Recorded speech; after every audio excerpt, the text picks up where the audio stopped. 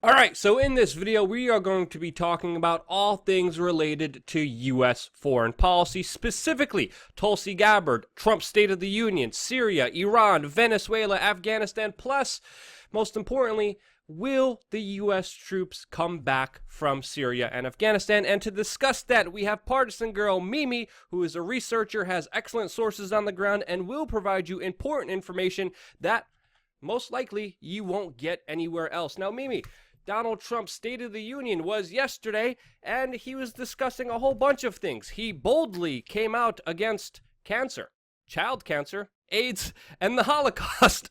But most seriously, what was really fascinating about the State of the Union is to see kind of this duplicitous talk that we've been seeing from the Trump administration, with him pledging to end the endless wars in Syria and Afghanistan, while at the same time we're seeing tougher talk than ever, and Donald Trump and the administration looking at Iran and Venezuela being like, hey, those are nice countries, and it would be a shame if someone would intervene in them. So, duplicitous talk, what's your take on it, Mimi? Well, it's certainly duplicitous, and if you look at the Iraq war, Trump has recently also made statements as soon as, was it yesterday or the day before, that troops will remain in Iraq in order to face off Iran and defend Israel. Like, this is what he said. So obviously he has some countries where he still wants to intervene, still wants to follow the neocon agenda. Why not Syria and Afghanistan? I think it's because those wars have been failures. They have not resulted in what they want. I mean, the Taliban, 19 years on, they're still going, and it's just perpetual warfare, and it seems that perhaps they're even stronger than they were before, 10 years ago. So they want to get out because it's costing a lot. Afghanistan is the graveyard of empires, the way that it's built there's so much mountains that these insurgents can continue to hide their, whatever you want to call them, resistance, insurgents, guerrilla fighters can hide in these mountains and harass the military continuously. So he has an imperative to pull out for that reason. And in Syria, things didn't go the way that the US planned. They planned for a Libya scenario where Assad would be killed in the street and the masks would fall to the Al-Qaeda-linked rebels, and then they can instate their puppet regime. What they have now is an occupation of the east of the Euphrates, which is very unstable for several reasons. First of all, it's the only people that they can trust to work with on the ground there are the Kurdish militias, which are not popular in those areas because the majority of the people that live in that area that they control are actually not Kurdish. They're either Assyrian Christians or Arab. Like, take Raqqa, for example. Mostly, these guys in Raqqa are Arab. So, it's actually very difficult for them to maintain their occupation in Syria. Not only because the guys that they're supporting, the YPG and the PKK, SDF, whatever acronym you want to give it, are unpopular, but also because Turkey is threatening to invade, to attack those people that they're supporting. So their own NATO ally want to get rid of the groups that they're supporting. And finally, Syria, the government, the military, they're not just going to leave things the way they are. Eventually, if things don't change, then eventually it's the Syrian government that's going to be a risk to the US occupation. So I think that he wants to pull out because staying in would be extremely risky. And the only people that want to stay in are the ones that are prepared to put US soldiers at risk, extreme risk.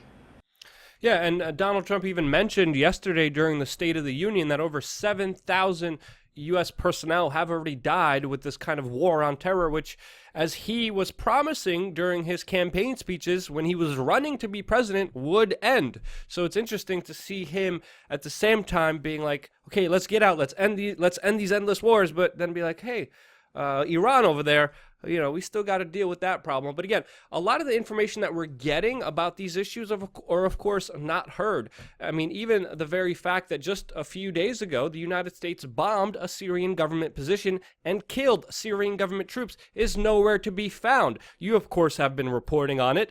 Also, the very important fact that actually more U.S. troops are being sent into Syria right now to supposedly prepared for the withdrawal. Again, we have to be skeptical here because this administration has been saying one thing, doing another thing, and it's very unpredictable, but we're going to give you the best analysis we can about this. So I wanted your kind of point of view here, because you're highlighting also very important details and movements of a lot of these larger terror groups. What are going to be the bigger kind of ramifications if the U.S. soldiers actually get out of there? And do you think they will actually get out of Syria? Whether Trump is being honest or not about the withdrawal is something I questioned it from the beginning. I still question it now, because a lot of the things he says are complete polar opposites.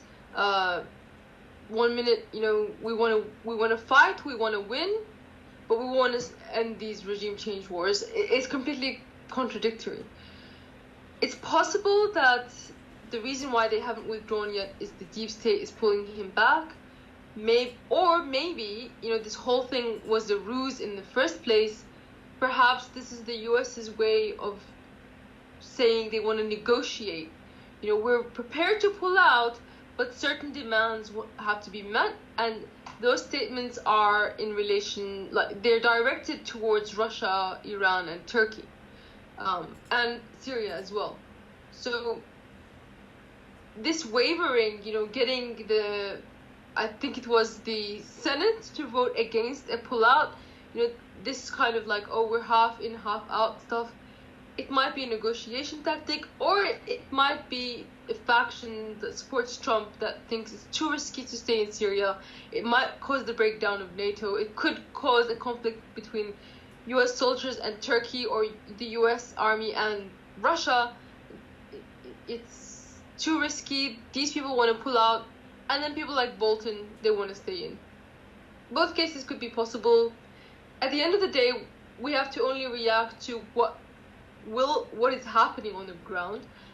You say that U.S. soldiers were sent in.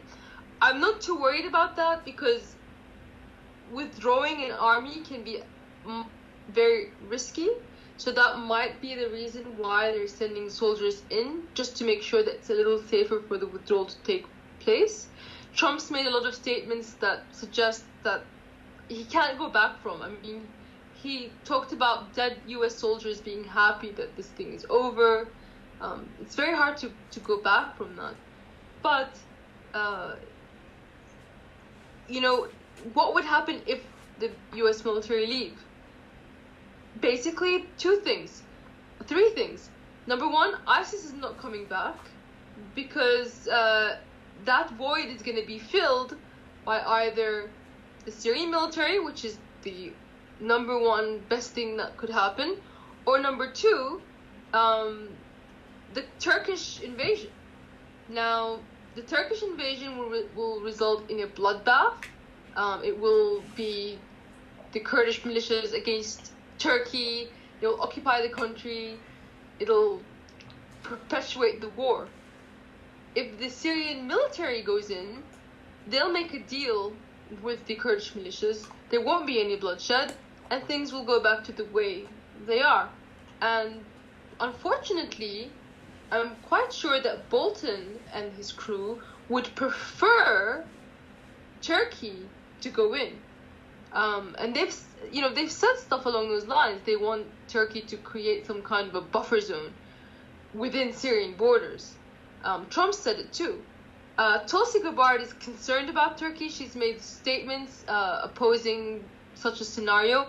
However, the problem with the things that she said is it's not taking into account the fact that yes, Turkey is a risk to Syria and Kurds within Syria and other, Syrian minorities, but also the risk is in these Kurdish militias that the US are backing, because they have it in their mind that they can push the Syrian people into accepting federalism.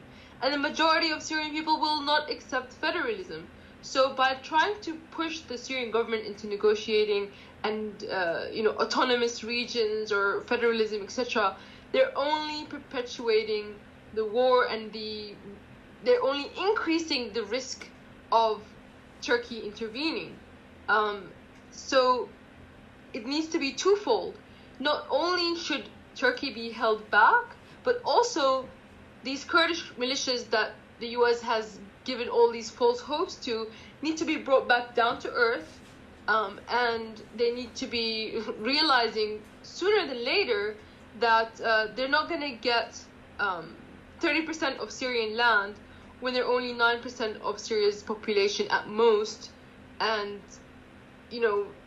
these places are mixed with different ethnicities. You can't just say this piece of land belongs to this ethnicity. It's not going to work that way. So